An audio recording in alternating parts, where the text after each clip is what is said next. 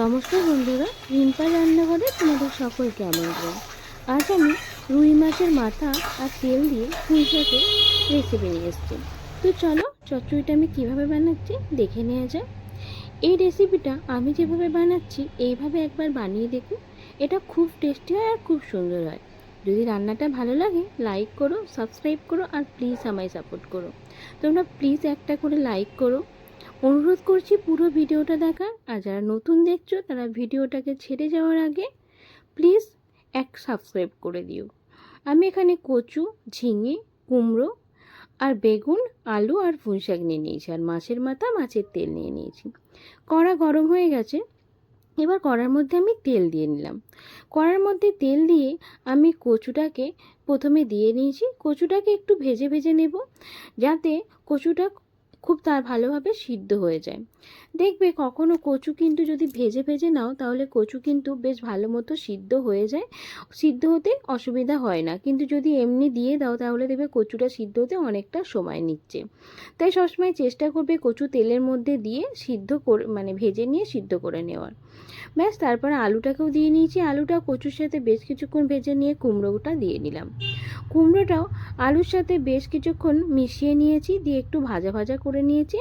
এরপর ঝিঙে আর পুঁই শাকটা তুলে দেব। ঝিঙেটা দিয়ে কিন্তু আমি ভাজবো না, ঝিঙে আর পুঁই শাকটা আমি একসাথে দিয়ে দেব, তারপরে তেলের সাথে মিশিয়ে নেব। ব্যাস, খুব ভালো মতো আমি ঝিঙেটা আর পুঁই শাকটা দিয়ে নিয়েছি। এবার নেড়ে চেড়ে নেব।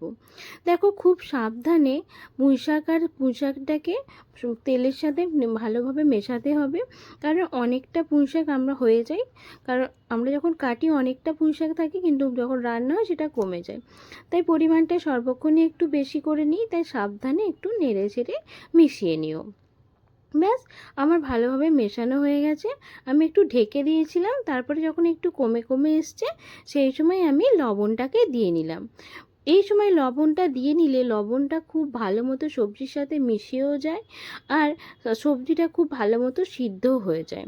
ব্যাস, আমি লবণটাকে দিয়ে কিছু ঢেকে দিয়েছিলাম না নেড়ে। তারপরে কিছুক্ষণ পর যখন ঢাকা খুলে দেখলাম অনেকটা পুঁই শাকটা কমে গেছে, সেই সময় আমি লবণটাকে খুব ভালো মতো পুঁই শাকের সাথে মিশিয়ে নিয়েছি। তারপরে আমি বেগুনটাকে দিয়ে নিলাম। বেগুনটাকে দিয়ে পুঁই শাক আর আলুর সাথে খুব ভালো মতো মিশিয়ে নিচ্ছি। দেখো আমরা অনেকেই হয়তো বেগুন ভেজে দিই, তবে আমার মতো এইভাবে বেগুন কাঁচা দিয়ে দেখো, খেতে কিন্তু বেশ ভালো লাগে। সব সবজিতে বেগুন ভেজে না দিলেও চলে। আমি কিছুক্ষণ এটাকে ঢেকে নিয়ে সিদ্ধ করে নিয়েছি। চেক করে নেব পুরো সবজিটা সিদ্ধ হয়েছে কিনা।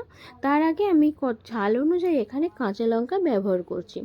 তোমরা যদি শুকনো লঙ্কা বা গুঁড়ো লঙ্কা বা বাটা লঙ্কা দিতে চাও দিতে পারো, কিন্তু যেহেতু এটা পুঁই শাকের চচ্চড়ি, তো আমি সেই জন্য সবসময় চাইবো কাঁচা লঙ্কাই ব্যবহার করতে। কাঁচা লঙ্কার একটু জিরে গুঁড়ো দিয়ে নিলাম। জিরে গুঁড়োর পরিমাণটা অনেকটাই কম দিয়েছি। খুব বেশি জিরে গুঁড়ো দিলে এটার ফ্লেভারটা খুব একটা ভালো আসে না, তাই খেয়াল রাখবে সবসময় জিরে গুঁড়োটা যাতে কম দেওয়া হয়। ব্যাস, পুঁই শাকটা আমার রেডি, সিদ্ধ হয়ে গেছে। এবার এটাকে আমি নামিয়ে নিলাম। দেখো হলুদটা কিন্তু আমি প্রথমেই দিয়ে নিয়েছিলাম, সেটা হয়তো দেখাতে পারিনি, তাই একটু হলুদও দিয়ে নেবে। এবার পুঁই শাকটা নামানোর পর আমি কড়া গরম করতে দিয়েছিলাম। কড়াটা যখন গরম হয়ে গেছে পরিমাণ মতো তেল দিয়ে দিয়েছি। এবার মাছের মাথাটাকে দিয়ে নিলাম। প্রথমে মাছের মাথাটাকে দিয়ে উল্টে পাল্টে খুব ভালো মতো ভেজে নেব। অনেকে হয়তো মাছের তেল প্রথমেই দিয়ে নেয়, পুঁই শাকের ভিতরে দিয়ে দেয়, কিন্তু তাতে যে মাছের তেলের কাঁচা গন্ধটা থাকে সেটা হয়ে যায়, যেটা ভালো লাগে না। তবে সবসময় চেষ্টা করবে মাছের তেল বা মাথা খুব ভালো মতো ভেজে দেওয়ার। আমি ফোড়ন দিয়ে দিলাম। ফোড়নে 5 ফোড়ন আর শুকনো লঙ্কা দিয়ে দিলাম, দিয়ে রসুনটা দিয়ে নিলাম। রসুনটাকে দিয়ে নিয়ে আমি এটাকে বেশ ভালো মতো ভেজে নেব। ভেজে নিয়ে কাঁচা গন্ধটা যাওয়ার অপেক্ষা করব। যখন দেখব রসুনের কাঁচা গন্ধটা চলে গেছে, আর আমি আদা দিয়েছি আর একটু রসুন দিয়েছি, আদা রসুনের যখন দেখব যে কাঁচা গন্ধটা চলে গেছে, সেই সময় আমি মাছের তেলটাকে দিয়ে নিলাম। মাছের তেলটাকে দিয়ে বেশ ভালো মতো ভেজে নেব। দেখো তোমরা যদি চাও প্রথমেই মাছের তেল আর মাছের মাথাটাকে ভেজে নিতে পারো, তাহলে পরিমাণ মতো তেলটা তোমরা বুঝে নিতে পারবে। ব্যাস আমি একটু কিন্তু যখন দেখলাম যে মাছের তেলের পরিমাণটা বেশি হয়ে গেছে সেই সময় একটু তেল তুলে নিয়েছিলাম ওপর থেকে। খেয়াল রাখবে যেন পাঁচফোড়ন বা কিছু উঠে না যায়, যদি উঠে যায় পরে সেগুলোকে দিয়ে নিও। ব্যাস আমি তেলের সাথে খুব ভালো মতো পুঁই শাকটাকে মিশিয়ে নিয়েছি মাছের তেলের সাথে। তারপরে মাছের মাথাটাকে দিয়ে দিলাম। দেখতে পাচ্ছ এটা কত সুন্দর দেখতে লাগছে। এটা দেখতে যতটা সুন্দর হবে, এর খেতেও কিন্তু এর দুর্দান্ত স্বাদ হবে। তোমরা মাছের তেল দিয়ে মাছের মাথা আর মানে একসাথে করে দেখো, খুব ভালো লাগবে। পুঁইশাক আলুর চচ্চড়িটাতে আমি একটু চিনি সামান্য পরিমাণে দেব, তবে এটা তোমাদের যদি মনে হয় যে দেওয়ার ইচ্ছা যদি কারোর হয় সে দিও, আর কারোর যদি ইচ্ছা না হয় সে দিও না।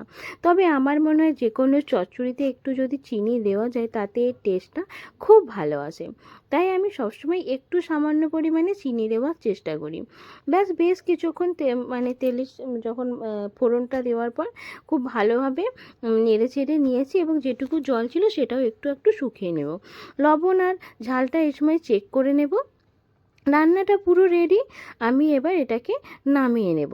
যদি দেখতেই পাচ্ছ পুরো জলটা শুকিয়ে গেছে, এটা খুব সুন্দর খেতে হয়েছিল। একবার আমার মতো বানিয়ে দেখো, খুব ভালো লাগবে। যারা পুরো ভিডিওটা দেখছো তাদেরকে অসংখ্য ধন্যবাদ। যারা চ্যানেল সাবস্ক্রাইব করছো তাদেরকেও অসংখ্য অসংখ্য অসংখ্য ধন্যবাদ আমার পুরো ভিডিও দেখার জন্য। পুরো অসংখ্য ধন্যবাদ প্রত্যেককে।